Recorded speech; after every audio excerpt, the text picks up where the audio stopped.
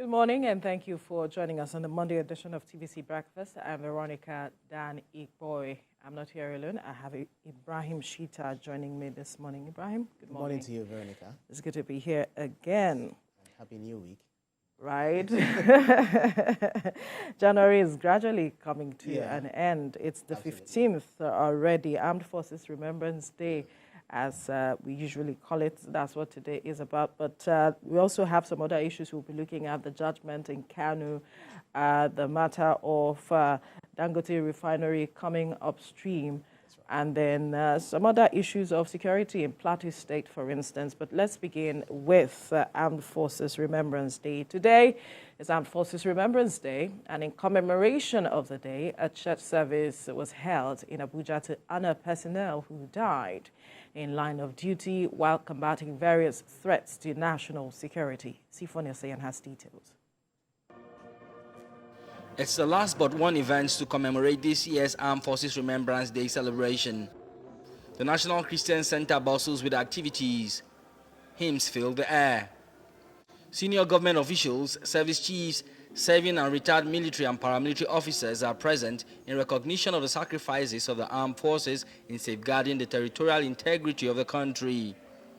The ceremony is also to honor the fallen heroes who laid down their lives in service to humanity during the First and Second World Wars, Nigerian Civil War, and peace support operations. Hope of a new dawn. In a sermon titled Hope for a New Dawn, the Archbishop of the Abuja African Metropolitan Church commends the armed forces for their contributions in building the nation and tasks the government to fulfill its mandates. And we also pray that many of our policies will be targeted at the poor. Recently, the Senate, under the leadership of our father here, said, we want the poor to breathe. I think this is the time for us to demonstrate that the poor must breathe. Both the Chief of Defense Staff and the President of the Senate agree on the need to shore up the number of men and women in uniforms to adequately tackle threats to national security. We are very determined to give them all the resources they need to beef up their number. They don't have enough strength to combat the current situation we are finding ourselves, and so they are understaffed and they are overworked. But we will do everything possible to provide not just the funding for the equipment, but also funding for extra personnel. And that is already provided for in the 2024 budget, so we are ready to go.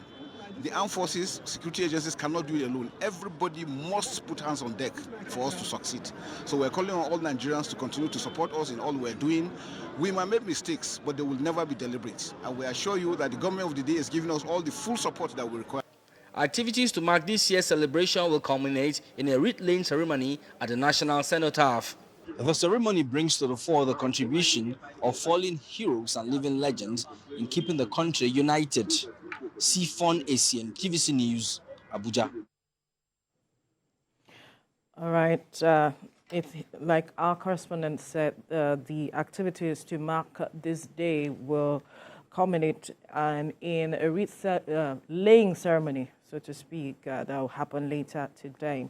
Now, just to give you a background of the Armed Forces Remembrance Day, it was initially celebrated on November the 11th as Poppy Day in honor of the end of the First World War. Remember, we were colonized by the British. But when the Civil War happened and the Nigerian government gained victory against the Biafran troop on January the 15th, the date was changed to January the 15th to commemorate the fallen heroes. Now, for decades, we, Ibrahim, can recall that the armed forces have done a lot, paying the ultimate sacrifice to ensure and defend Nigeria's integrity against foreign invasion and all of it. And now we see them coming inside to also defend Nigerians and Nigeria's integrity to ensure some peace and stability. Yes, most definitely. And they are also still continually, doing that, ensuring that the country is safe, fighting insurgency, making the country habitable for a whole lot of us, because while we are enjoying our lives, right here in the studio, it will be so interesting to also know that some others are there at the war front. I've got friends among them, I've got colleagues among them, and they are really doing a good job. It's not enough to appreciate them. We are also appreciating them by talking about them this morning. We also, wearing emblem. the emblem, as a, what do we call it? Is it brooch? Oh, what do we call this? Something like that we put on. Brooch. Yeah, brooch. Yeah, so we just wear it as an emblem, just as a reminder of what they've done. So it's not enough to appreciate them by words of mouth. It's also very important for the government to, increase their salary, give them more training. Their welfare, even the wives of the fallen widows heroes, of the fallen heroes, the veterans. They should, make them, feel the dividend, the fruits of what they fought for, not just labored for, but what they fought for, to ensure that we sleep with our two eyes closed. But it is also very important that the government increases the boots on the ground. We don't have enough hands, enough boots on the ground, to prosecute the war against insurgency and all of that. It's also very important for them to maintain, good camaraderie, good collaborative initiative with, their sister security agencies. And it's also very important to mention that, some of the current soldiers that we have, especially the younger generation, are people who, some among them who do not have the, requisite training. The way they go about their attitude, their behavior shows that they lack discipline. And we know the soldiers to have, to exude quality discipline, good morals, in their outing. So one of them was arrested by the incumbent governor, Sanwo-Olu. There's another report against another one, in the military cantonment, even here in Lagos, where the lady said that the senior officer is looking to, take her to, looking to bed her, which he, fought against, and the army is investigating the matter. So, all of that, it's very important that, while we have the heroes, the fallen heroes who laid their lives for the betterment of this country, it's very important for the younger generation among them, the current soldiers, to also, come out with that sense of morality and discipline. To exude that sense of morality, it's very, very important. And let's also look back a bit to what led to the Biafran war with Nigeria, the matter of secession, which is seen as a political, ethnic conflict that happened, armed conflict that happened at the time, talking about how it is that they were marginalized and all of it. And some would say that the very issues that led to the civil war at the time are very much with us as we speak. How far we have come with addressing these matters has also brought conversations to the fore that we must begin to look critically at how to build bridges amongst ourselves, ensure that we are united against all of the security challenges, because the challenges we see talking about security matters now does not know whether you are this tribe or the other. It's something that Nigerians, all Nigerians are facing. So this time around, I believe that it is something that we should look back and say that we must address these issues as one. Even though we reflect on the issues that brought us to this point where we are celebrating or commemorating rather a day like this, and the government also looking into ensuring that the issues, the root causes of what brought us to this point must also be addressed. We saw that vividly playing out during the election or events leading up to the election.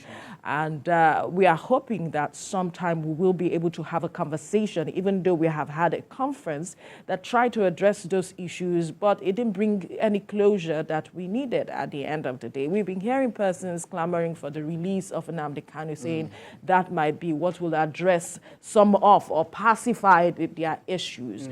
But the government is yet to, address that, because he had an issue against the government. And so the government is dealing with that. The matters are in court, and we hope to see how government will go further with addressing that.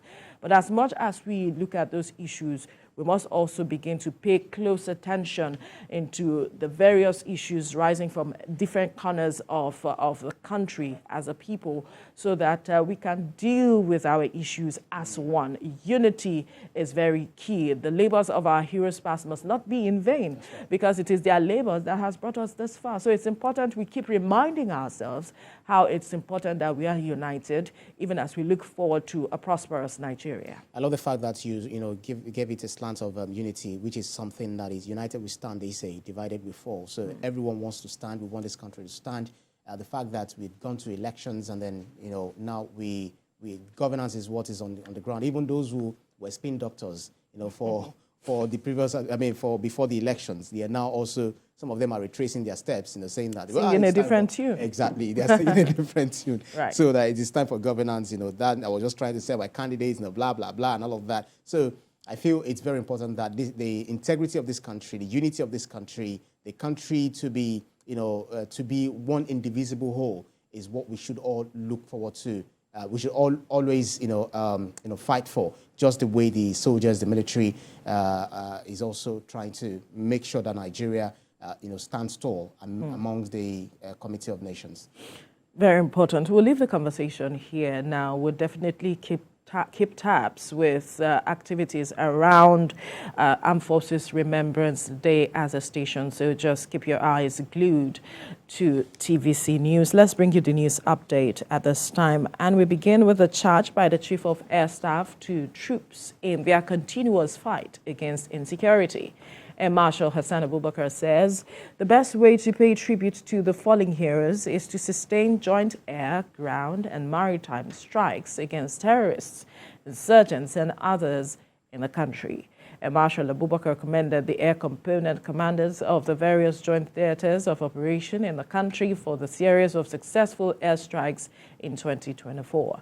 He mentioned that efforts at restoring peace and tranquility in all parts of the country must be sustained to return the country to its peaceful past, which was made possible by the dedication and commitment of the fallen heroes. Now, former